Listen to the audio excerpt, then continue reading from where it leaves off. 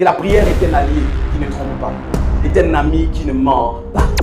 Mais lorsque toutes les autres choses ont tapé poteau, la prière ne tape jamais. Mais du nouveau, de l'ancien, du moyen, de tout ce que vous voulez comme testament, la prière n'a jamais manqué. Il n'y en a pas eu, quelles que soient les formulations, qu'elle a été courte, longue, puissante. Lorsque Jésus disait, sois guéri, la suite, la personne était guérie. Certains y voyaient en cela comme seulement les paroles, mais la Bible nous révèle que dans le secret, Jésus prenait du temps dans la prière. Et si tu es un chrétien, tu ne peux pas marcher sans la prière. La prière doit être un ami pour toi, doit être un allié. Et même quand c'est dur, arrive à ouvrir ta bouche et à prier. Et prier, c'est être en communion, en contact, en connexion avec Dieu. C'est une intimité, ce n'est pas une récitation. C'est dire à Dieu ce que tu ressens. Beaucoup d'entre nous avons échoué dans la prière parce que nous avons cru qu'il fallait venir réciter les choses pour plaire à Dieu. Bien aimé, à Dieu, nous n'avons pas à le plaire. Il connaît ce qui est dans notre cœur.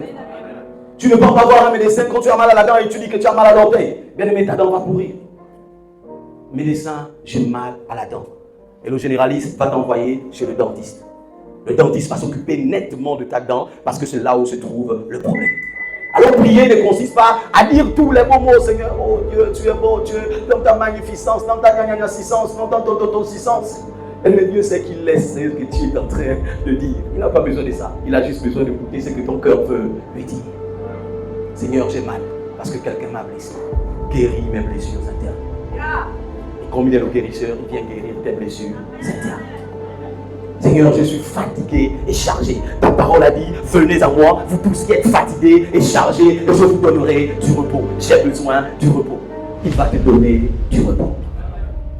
Seigneur, tu as dit qu'il n'y a pas d'homme sans femme, ni de femme sans homme. Je suis célibataire, j'en souffre. Seigneur, que je lève de mon sommeil mon mari. Il te donnera un. Mais c'est aussi clair que ça. Si tu attends de moi à lui dire, dis-lui tous les mots que tu veux, mais avec l'objectif de dire ce que tu ressens. Alléluia. Vous avez versé un terme grec qui veut dire rythme.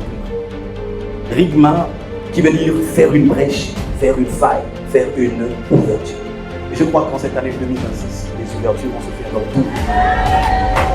Quel que soit ce que l'on a dit ou l'on a prétendu faire, il y aura des brèches qui vont s'ouvrir en ta faveur au nom de Jésus. L'Éternel va disperser le mouvement des ennemis. Et je crois qu'il a commencé à le faire. Il y a des témoignages qui ont commencé à se manifester. En ce mois de février, c'est les percées spirituelles par la puissance de la paix. Bien-aimés.